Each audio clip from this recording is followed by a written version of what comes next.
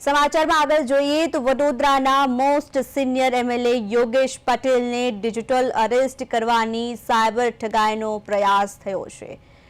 એક નંબર પરથી આવેલા કોલમાં પોતાને મુંબઈ પોલીસ કહીને ઠગે નોટિસ નીકાળ્યાની વાત કરી હતી, પરંતુ એમએલએ તરત જ જવાબ આપતા ઠગ ફોન કાપીને ફરાર થયો।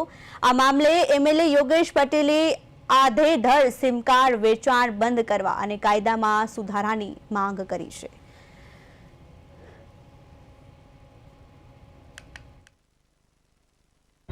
ગઈકાલે મને 9624175018 ફોન આવ્યો। 11 સતમ કટ હતો।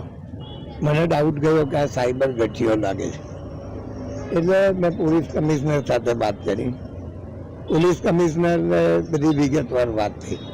એમને સાયબર ક્રાઇમની સ્થિતિ જોડે વાત કરી। એમનો ફોન આવ્યો। મેં જે